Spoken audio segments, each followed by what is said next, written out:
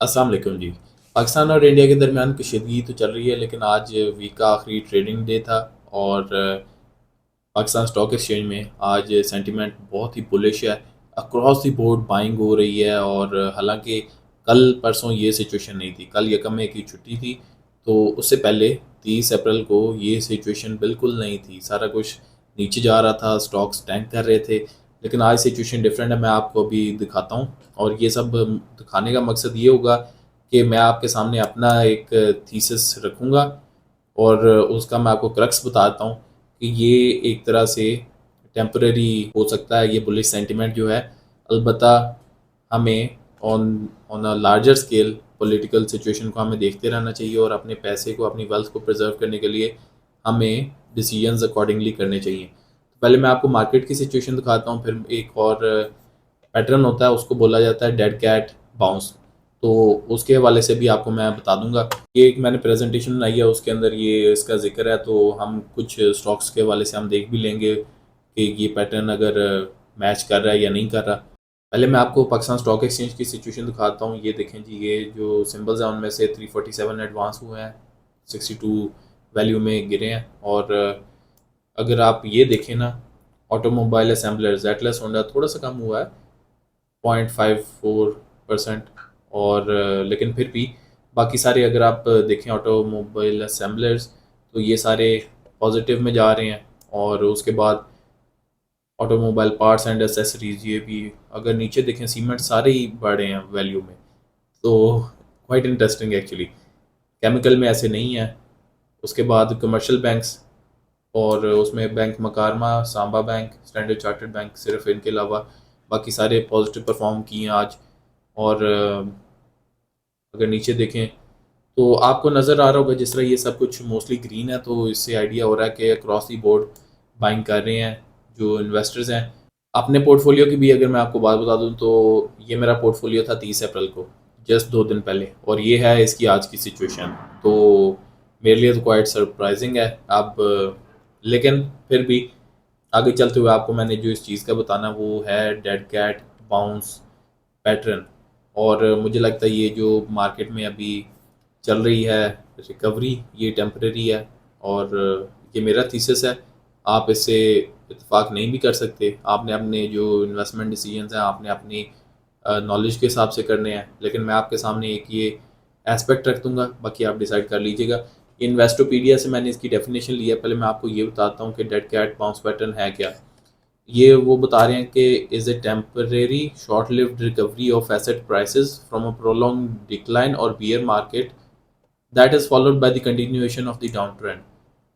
तो जो रिकवरी है वो शॉर्ट लिव्ड है, थोड़ी देर के लिए होती है, और उसके बाद जो स्टॉक्स हैं उनका डाउन ट्रेंड ही रहता है। आगे की टेक अवेज में अगर आप देखें, dead cat bounce is a rally that is unsupported by fundamentals that is reversed by price movement to the down side. अब फंडामेंटल्स अगर ठीक ना हो तो वो अ, ये जो है डेड कैट बाउंस पैटर्न, फिर आपको कंफर्म हो सकता है कि ये डेड कैट बाउंस ही है अगर प्राइस रिकवर हो रही है, क्योंकि फंडामेंटल्स तो वही हैं। फिर आगे उन्होंने लिखा है कि at first the bounce may appear to be a reversal of the prevailing trend. और हमें अभी भी यही लग रहा है कि ये जो रिवर्सल होने वाला है पाकिस्तान स्टॉक एक्सचेंज में, but it is quickly followed by continuation of the downward price. और उसके बाद अचानक से दोबारा से प्राइस नीचे जाती है। आपको चार्ट में अगर मैं दिखा दूँ, तो इधर आप देख लें, PSX में भी तकरीबन ऐसे ही था कि जब से पाकिस्तान इंडिया के दरमियान पॉलिटिकल टेंशन्स की बातचीत चलना शुरू हुई है, तो उधर से मार्केट नीचे गई। और अब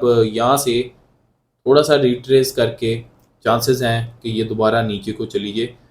तो ये जो ये पोर्शन है, ये डेड कैट बाउंस है, और आज मुझे फील हो रहा है कि हम ये एक्सपीरियंस कर रहे हैं आज। लेकिन फिर भी आपको कुछ और चीज़ें मैं दिखाता हूँ जिनसे हमें आइडिया हो जाना चाहिए थोड़ा और बेहतर तरीके से। पहले तो ये है, डेड कैट बाउंस को हमने आइडेंटिफाई कैसे करना है। प्रोसीडिंग शार्प डाउन ट्रेंड के, ये मैं आपको कुछ स्टॉक्स पे मैं करके दिखा देता हूँ। डाउन ट्रेंड रहेगा ये, जो प्राइसेस हैं उनका। सडन शॉर्ट लिव्ड रीबाउंड, अचानक से थोड़ा सा प्राइस बढ़ेगी। Lack of fundamental improvement, fundamentally चीज़ें इम्प्रूव नहीं हो रही होंगी।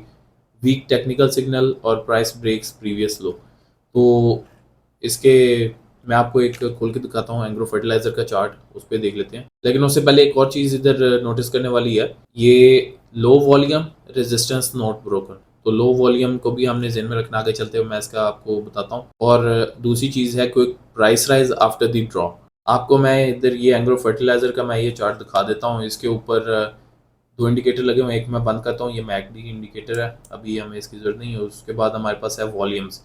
वॉल्यूम्स अगर आप देखें ना, मैं 5 दिन पे लेके आता हूँ इधर।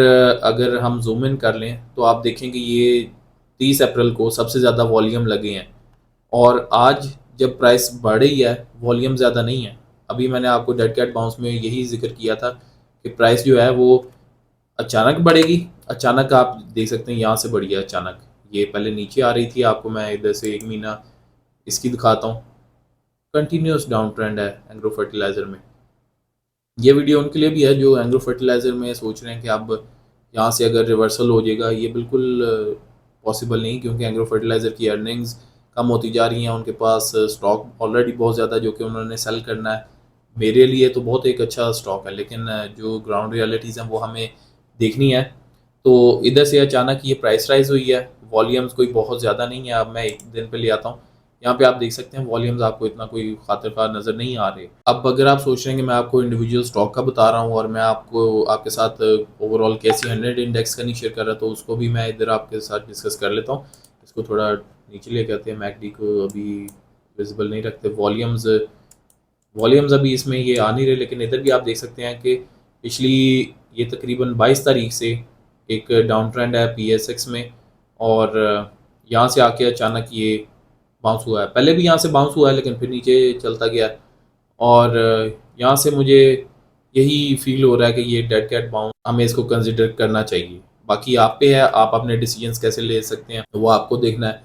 लेकिन अगर डेड कैट बाउंस है तो इसका मतलब ये है कि मार्केट मज़ीद नीचे जाएगी। इसमें मैं अपने लिए जो समझ रहा हूँ वो ये है कि अगर ये मज़ीद नीचे जाएगी तो मेरे लिए बाइंग अपॉर्चुनिटी है कि मैं जो कंपनीज जिनके बिजनेस स्ट्रॉन्ग है लेकिन उन पे किसी वजह से कोई थोड़ा बहुत आप कह सकते हैं कि थोड़ी उनकी परफॉर्मेंस अच्छी नहीं जा रही, तो उनको मैं इससे भी कम प्राइस पे मैं बाय करूं। मेरी अपने हवाले से मुझे यही फील हो रहा है कि यहाँ से अगर नीचे जाएगा, अगर एंग्रो फर्टिलाइज़र की इवन बात कर लें, ये वो स्टॉक है जो कि मैं एक्यूमुलेट कर रहा हूँ। इसको हम 1 महीने पे ले आते हैं, यहाँ से अगर ये मज़ीद नीचे प्राइस में जाता है ना, तो आई वुड डेफिनेटली बाय मोर। बाकी कुछ और स्टॉक्स पे भी मैंने देखा, FFC पे भी करके देखा, ट्रेंड्स मोर और लेस सेम ही हैं, और आई बिलीव कि there will be a buying opportunity in future as well. ये फाइनल बाइंग अपॉर्चुनिटी नहीं थी कि हम यहाँ से लेते और यहाँ से इधर कोई रिवर्सल हो जाने लगा। अपने पैसे को आप डेफिनेटली बचा के रखिए। अगर आप शॉर्ट टर्म ट्रेडर हैं या आप लेट्स से डे ट्रेडिंग करते हैं, तो आपको और भी ज़्यादा ख्याल करना पड़ेगा अपनी वेल्थ को प्रोटेक्ट करने के लिए। और दैट्स प्रीटी मच इट। और एक और चीज़ हमें जो कि एडिशनली देखनी है, वो आज के जब रिजल्ट्स आएंगे तो मैं FPL भी देखूंगा। फॉरेन पोर्टफोलियो इन्वेस्टमेंट और जो लोकल पोर्टफोलियो इन्वेस्टमेंट्स हैं उनको देख के स्टडी करके पता चल जाएगा कि फॉरेनर्स का क्या रुझान रहा है PSX में आज, और लोकल इन्वेस्टर्स का क्या रुझान रहा है, और लोकल में भी किन्होंने सबसे ज़्यादा बाइंग की जिसकी वजह से ये प्राइसेस बढ़ी हैं। वॉल्यूम्स बहुत ज़्यादा नहीं है लेकिन प्राइसेस बढ़ रही हैं। तो इसके साथ ही वीडियो को एंड करूँगा। मैसेज यही है कि ट्रेड करें तो बहुत ध्यान से करें, इन्वेस्ट करें तो उससे भी ज़्यादा ध्यान से करें। और वीडियो यहाँ तक देखी तो मुझे आप कमेंट्स में अपनी जो आपकी राय है उससे भी आगाह करें, और कमेंट्स में हम डिस्कशन करके बहुत कुछ एक दूसरे से सीख सकते हैं। तो आई वुड लुक फॉरवर्ड कि हम नीचे कमेंट्स में इस डिस्कशन को कंटिन्यू रखें। Thank you so much, stay blessed.